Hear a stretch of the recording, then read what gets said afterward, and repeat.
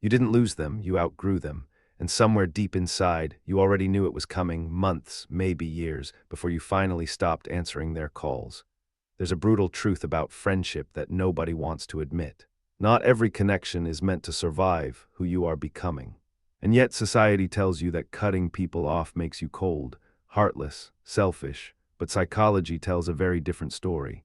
Loyalty versus growth. What if the people who cut off old friends aren't the broken ones, but the ones who finally stop breaking themselves to fit? Today, we're going deep into the psychology behind one of the most misunderstood human behaviors. Why people who seem perfectly loving and kind suddenly disappear from friendships that lasted decades.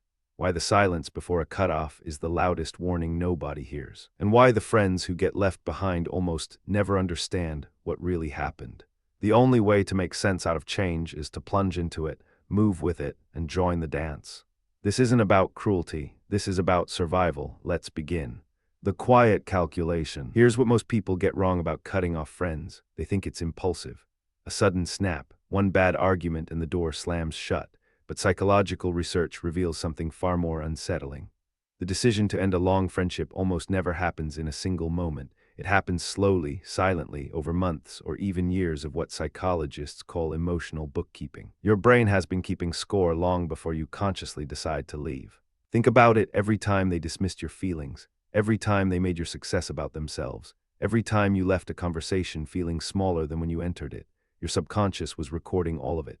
Dr. John Gottman's research on relationships found that contempt, not anger, not conflict, is the #1 predictor of relational collapse. And contempt doesn't arrive screaming. It arrives in eye rolls, in subtle dismissals, in the feeling that no matter what you say, you won't be heard. The friendship was already over long before the last conversation. The person who finally walks away isn't acting on impulse. They're acting on accumulated evidence. And this leads us to something even more disturbing about why old friendships become prisons. Identity prison. Old friendships have a hidden cost that almost nobody talks about. They lock you into a version of yourself that no longer exists. Psychologists call this identity foreclosure, when the people around you refuse to update their perception of who you are. Frozen. You were the funny one, the wild one, the one who always needed saving, the one who never had money, the one who couldn't be taken seriously. And no matter how much you've changed, no matter how much therapy, how much growth, how many silent battles you've won, your old friends still see the person you were at 17. The most painful thing is losing yourself in the process of loving someone too much and forgetting that you are special too. This is what developmental psychologists call the looking glass self, first described by Charles Horton Cooley. We construct our identity partly through how others see us, and when the mirror is outdated, it doesn't just annoy us. It actively pulls us backward. If this pattern is starting to feel familiar to you, hit like and subscribe to keep exploring the depths of your psyche with me. There's so much more to uncover, because the identity prison explains why some people feel physically exhausted after spending time with old friends. Your nervous system is working overtime to perform a version of yourself that no longer fits, and that performance has a psychological name: the false self. British psychoanalyst Donald Winnicott introduced a concept that explains exactly what happens when you're around people who won't let you evolve. He called it the false self. False self activated. The false self is the version of you that performs for others. It smiles when it doesn't want to. It laughs at jokes it doesn't find funny. It agrees with opinions it doesn't hold. And it does all of this to maintain connection, because at some point in your development, you learned that being your real self wasn't safe around certain people. Now here's where it gets psychologically devastating. When you spend years performing the false self around old friends, something happens in your body. Your cortisol levels rise. Your emotional regulation suffers. You start dreading phone calls from people you've known for 20 years. The exhaustion you feel after seeing old friends is your authentic self begging to be freed. This isn't social anxiety. This is what happens when your psyche is at war with itself. One part wants connection. Another part knows the connection requires you to be someone you're not. And yet you keep showing up, keep performing, keep pretending, until one day the cost becomes unbearable, and that's when the silence begins. The silence signal. If you've ever been cut off by someone, there was a signal you probably missed entirely. It wasn't an argument. It wasn't a confrontation. It was silence. Silent, and not the cold, punishing kind, the tired kind. The kind that comes when someone has explained themselves so many times that their mouth simply stops forming the words. Psychologist Dr. Harriet Lerner describes this as deselfing, when a person stops advocating for their own needs within a relationship because they've learned it won't make a difference. When someone stops arguing with you, it doesn't mean you've won. It means they've stopped caring enough to fight. Think about the last friendship you lost. Before the end, was there a period where they stopped correcting you when you misunderstood them, stopped sharing their real opinions, stopped asking you to see things from their perspective, stopped fighting, stopped caring? That wasn't peace, that was withdrawal. Their nervous system had already made the decision. Their conscious mind just hadn't caught up yet. This is what psychologists call emotional disengagement, and once it begins, it's almost impossible to reverse. Because the brain is now conserving energy, redirecting emotional investment away from a relationship it has categorized as futile. But why does growth specifically destroy old friendships? The answer lies in something unexpected. Growth as threat. Here's a psychological truth that will make you uncomfortable.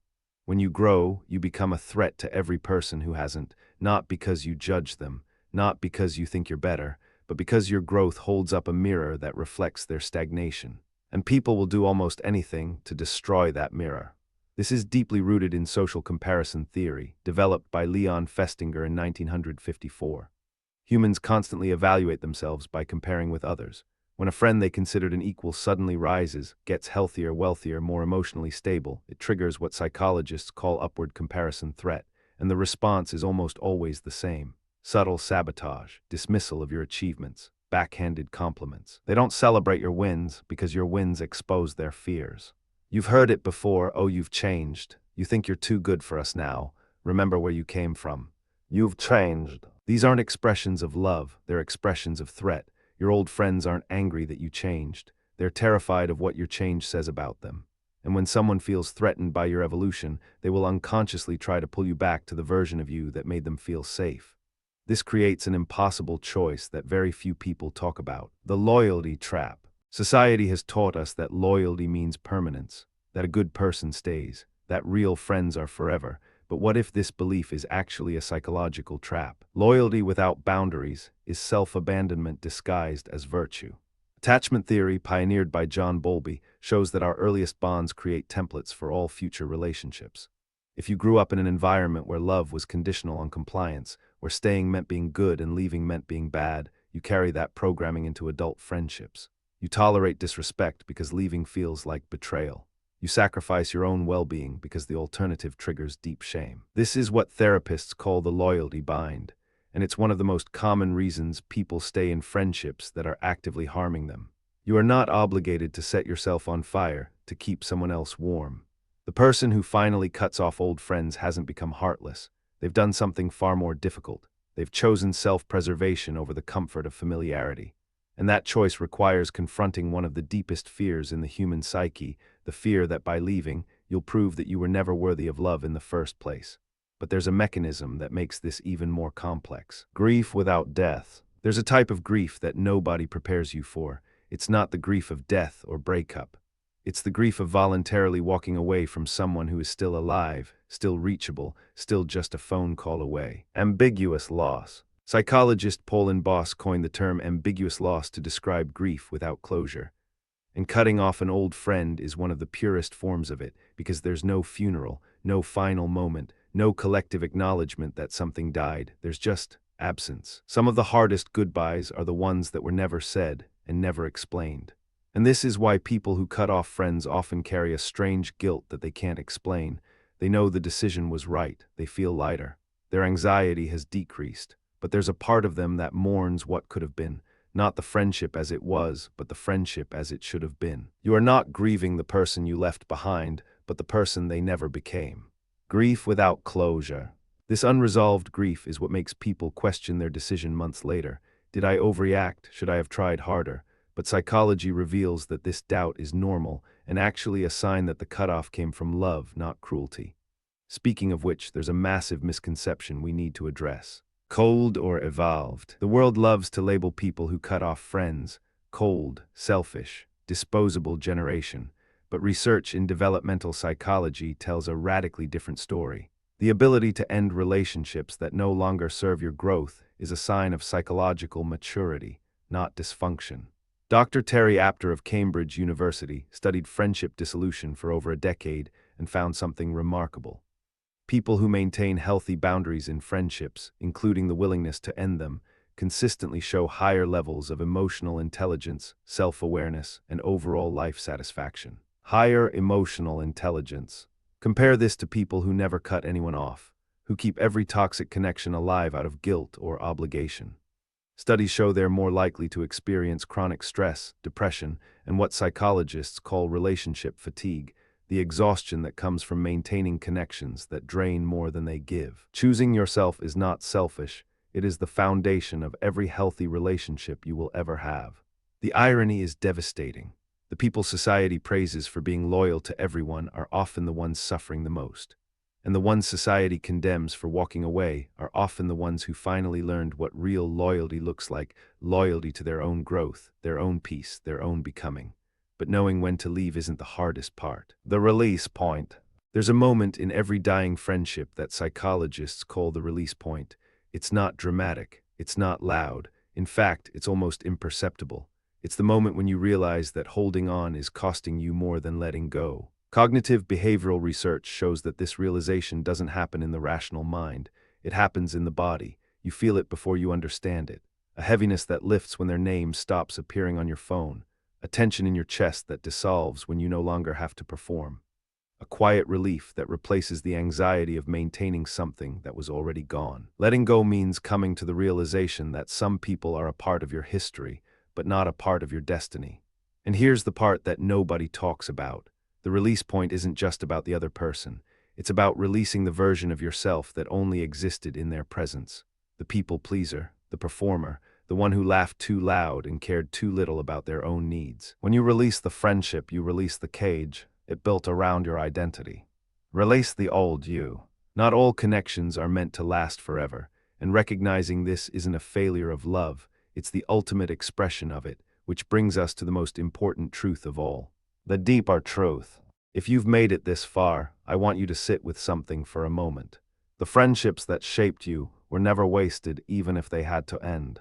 Every person who once mattered to you served a purpose. They were mirrors, teachers, sometimes they were warnings, and the fact that you outgrew them doesn't erase what they gave you, it honors it. Growth doesn't mean forgetting where you came from, it means refusing to stay there. Psychologist Carl Rogers believed that the fully functioning person, someone living authentically, must be willing to let relationships evolve or dissolve as they themselves evolve. Not out of cruelty, out of congruence, out of the deep psychological need to align your external world with your internal truth. The curious paradox is that when I accept myself just as I am, then I can change. Some friendships are meant to last a lifetime, and some are meant to last exactly as long as they did, to shape you, challenge you, teach you something you couldn't learn any other way, and then release you into the next chapter. Shape, teach, release. The healthiest minds understand this. They grieve what was, accept what is, and remain open to what's coming, not because they don't care, but because they've learned that the most important friendship they'll ever maintain is the one with themselves. So the next time someone calls you cold for walking away from an old friendship, remember this. You did not abandon them, you simply stopped abandoning yourself. The psychology is clear. People who cut off old friends aren't running from connection. They're running toward a version of themselves that those friendships couldn't hold. They endured the quiet calculation. They survived the identity prison. They performed the false self until their body said no more. They sat in the silence until the silence became their answer. Growth demands courage. And they made the hardest choice a human being can make, to choose their own evolution over the comfort of belonging to a world that no longer fits. And the day came when the risk to remain tight in a bud was more painful than the risk it took to blossom. If you made it this far, comment outgrown if you've ever had to let a friendship go for your own growth. Your story matters more than you know. Welcome to the Psyche Project. If this changed how you see your own friendships, hit subscribe. Understanding yourself is the work of a lifetime. See you in the next video.